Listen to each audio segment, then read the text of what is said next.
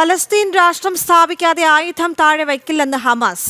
നിരായുധീകരണത്തിന്റെ തയ്യാറെന്ന് Hamas അറിയിച്ചുവെന്ന് Donald ട്രംപിന്റെ പശ്ചിമേഷ്യൻ പ്രതിനിധി സ്റ്റീവ് വിറ്റ്കോഫ് അവകാശവാദം ഉന്നയിച്ചിരുന്നു. ഇതിനു മറുപടിയായാണ് ഹമാസിന്റെ പ്രതികരണം വന്നിരിക്കുന്നത്. അതേസമയം ബന്ദികളിൽ ഒരാളുടെ വീഡിയോയും ഹമാസ് പുറത്തുവിട്ടിട്ടുണ്ട്. שאני עושה עכשיו, אני חופר את הקבר שמיד מבחינתי לי, כי כל יום שעובר הגוף שלי הולך נחלש, נהיה רזה יותר וחלש יותר. ഐസൻ ജോസ് ചേരുന്നുണ്ട് കൂടുതൽ വിവരങ്ങളുമായി ഇന്റർനാഷണൽ ഡെസ്കിൽ നിന്നും. ഐസൻ, ഇപ്പോൾ US-ന്റെ അവകാശവാദങ്ങൾ തള്ളുന്ന തരത്തിലേക്കാണ് ഹമാസിന്റെ പ്രതികരണം പുറത്തേക്ക് വരുന്നത്. മാത്രവുമല്ല, നിരായുധീകരണത്തിന് തയ്യാറാണ് എന്ന് ഹമാസ് അറിയിച്ചു എന്നാണ് ഡൊണാൾഡ് ട്രംപിന്റെ പശ്ചിമേഷ്യൻ പ്രതിനിധി പറഞ്ഞിരുന്നത്. പക്ഷേ അത്തരത്തിലൊന്നും തന്നെ ഇല്ല എന്ന് പറയുന്നതിനോടൊപ്പം തന്നെ ബന്ദികളിൽ ഒരാളുടെ വീഡിയോയും ഹമാസ് ഇപ്പോൾ പുറത്തുവിട്ടിരിക്കുകയാണ്. ദേവിക, തീർച്ചയായും നമ്മളിപ്പോൾ ദൃശ്യങ്ങളിൽ കണ്ടതുപോലെ അല്ലെങ്കിൽ ഇപ്പോൾ ദൃശ്യങ്ങളിൽ കാണുന്നത് പോലെ ഏറെ ഗുരുതരമായ ഒരു ആരോഗ്യ പ്രശ്നങ്ങളുള്ള ഒരു വ്യക്തിയെയാണ് ഈ ഹമാസിൻ്റെ വീഡിയോയിൽ ചിത്രീകരിച്ചിരിക്കുന്നത്. ഇദ്ദേഹത്തിൻ്റെ പേര് ഡേവിഡ് എന്നാണ്. അദ്ദേഹം ഈ 2023 ഒക്ടോബർ 7 നടന്ന ആക്രമണത്തിന് പിന്നാലെ ബന്ദിയാക്കപ്പെട്ട ഒരാളാണ്.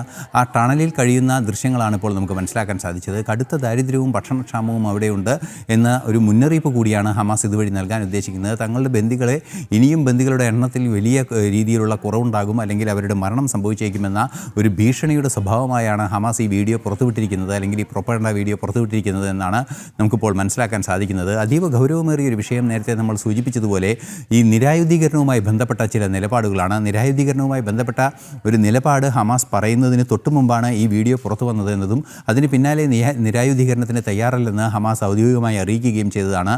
നേരത്തെ ദേവി തന്നെ സൂചിപ്പിച്ചതുപോലെ റോം ഉൾപ്പെടെ സന്ദർശിച്ച അമേരിക്കൻ പ്രസിഡന്റിൻ്റെ പ്രത്യേക പ്രതിനിധി, അതായത് പശ്ചിമേഷ്യയ്ക്കായുള്ള പ്രത്യേക പ്രതിനിധി സ്റ്റീവ് വിറ്റ്കോഫിൻ്റെ നിലപാടായിരുന്നു വെടിനിർത്തലിന് തയ്യാറാണെന്ന് ഹമാസ് അറിയിച്ചു എന്നൊരു നിലപാട് അറിയിക്കുകയും ചെയ്തത്. അത്തരത്തിൽ ചർച്ചകൾക്ക് ശേഷം, ഹമാസുമായുള്ള ചർച്ചകൾക്ക് ശേഷം തന്നെയാണ്, ഹമാസിൻ്റെ പ്രതിനിധികളുമായുള്ള ചർച്ചകൾക്ക് ശേഷമാണ് ഈ സംഭവം ഉണ്ടായത്, അല്ലെങ്കിൽ ഇത്തരത്തിലൊരു നിർദ്ദേശം വന്നത്. പ്രധാനമായും ഹമാസിൻ്റെ പ്രതിനിധികൾ ഈജിപ്തും ഖത്തറുമായി സംസാരിച്ചതിൽ നിന്നും ലഭിച്ച വിവരങ്ങളുടെ അടിസ്ഥാനത്തിലാണ് സ്റ്റീവ് വിറ്റ്കോഫ് ഇക്കാര്യം അറിയിക്കുകയും ചെയ്തത്. എന്നാൽ നിലവിലെ സാഹചര്യത്തിൽ പാലസ്തീൻ എന്ന രാഷ്ട്രത്തെ പുനഃസ്ഥാപിച്ചതിന് അല്ലെങ്കിൽ സ്ഥാപിച്ചതിന് ശേഷം മാത്രമേ ആയുധം താഴെ വയ്ക്കുകയോ അല്ലെങ്കിൽ ആയുധം ഈ ഇത്തരത്തിലുള്ള സംഘർഷത്തിൽ നിന്നും മാറി നിൽക്കാൻ തയ്യാറുള്ളൂ എന്ന കൃത്യമായ നിലപാടാണ് ഹമാസ് അറിയിക്കുകയും ചെയ്തിരിക്കുന്നത്. തീർച്ചയായും അത് വലിയ പ്രത്യാഘാതങ്ങൾ ഉണ്ടാക്കുകയും ചെയ്യും. ഇക്കഴിഞ്ഞ ദിവസം 2 ദിവസം മുമ്പാണ് കനേഡിയൻ പ്രധാനമന്ത്രി മാർക്ക് കാർണി വളരെ കൃത്യമായി നിരായുധീകരണം നടത്തുകയും തെരഞ്ഞെടുപ്പ് നടത്തുകയുമാണെങ്കിൽ പാലസ്തീനെ അംഗീകരിക്കാം, അതുപോലെ തന്നെ ഹമാസിൻ്റെ പൂർണ്ണമായ നിയന്ത്രണം ഇല്ലാതാക്കുകയും ഹമാസിനെ തന്നെ പിരിച്ചുവിടണമെന്ന് ആവശ്യപ്പെടുകയും ചെയ്തിരുന്നു.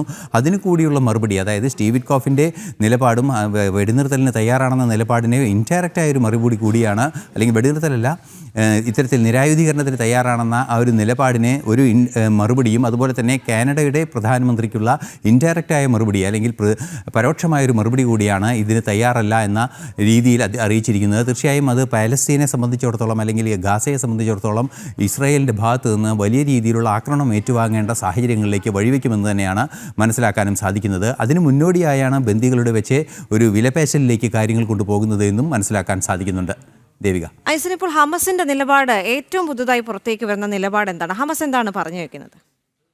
ദേവിക, തീർച്ചയായും ഹമാസ് പറഞ്ഞു വെക്കുന്നത് പാലസ്തീൻ എന്ന രാഷ്ട്രത്തെ അംഗീകരിക്കുന്നത് എപ്പോഴാണോ അപ്പോൾ മാത്രമേ ആയുധം താഴെ വയ്ക്കൂ എന്നാണ്. അതായത് എന്താണോ ഹമാസ് ഉദ്ദേശിക്കുന്നത് അത് അത്തരത്തിൽ പൂർണ്ണമായും നടന്നാൽ മാത്രമേ ആയുധം താഴെ വയ്ക്കൂ എന്ന ഒരു നിലപാടാണ് അറിയിക്കുന്നത് എന്ന് മനസ്സിലാക്കാൻ സാധിക്കുമെങ്കിലും, നേരത്തെ നമ്മൾ സൂചിപ്പിച്ചതുപോലെ ഒരു വിലപേശൽ നീട്ടിക്കൊണ്ടുപോവുക, അല്ലെങ്കിൽ ഈ വെടിനിർത്തലിനുള്ള സാഹചര്യം ഉണ്ടാകുമ്പോൾ അത് നീട്ടിക്കൊണ്ടുപോവുക എന്ന ഒരു നിലപാടാണ് ഹമാസ് സ്വീകരിക്കുന്നതെന്ന് നേരത്തെ തന്നെ ഇസ്രായേൽ ആരോപിച്ചിരുന്നു. അതുതന്നെ ശരിവെക്കുന്ന ഒരു നിലപാടാണ് അപ്പോൾ ഹമാസിൻ്റെ ഭാഗത്ത് നിന്ന് തുടർച്ചയായി ഉണ്ടായിക്കൊണ്ടിരിക്കുന്നത്. ഹമാസ് അത് തന്നെ ചെയ്തുകൊണ്ടിരിക്കുകയാണ്. ഇപ്പോൾ നമുക്ക് ദൃശ്യങ്ങളിൽ കാണുന്ന ഈ ബന്ദിയുടെ ചിത്രങ്ങൾ ഉൾപ്പെടെ, ബന്ദിയുടെ വീഡിയോ ഉൾപ്പെടെ, പ്രോപ്പഗൻഡ പർപ്പസിന് ഉപയോഗിക്കുന്ന വീഡിയോ ഉൾപ്പെടെ പ്രസിദ്ധീകരിച്ചതിന് ശേഷമാണ് തങ്ങൾ ആയുധം താഴെ വയ്ക്കില്ല, അത് പാലസ്തീൻ രാഷ്ട്രം പൂർണ്ണമായും സ്ഥാപിച്ചാൽ മാത്രമേ ആയുധം താഴെ വയ്ക്കൂ എന്ന നിലപാടാണ് മുന്നോട്ട് വെച്ചിരിക്കുന്നത്.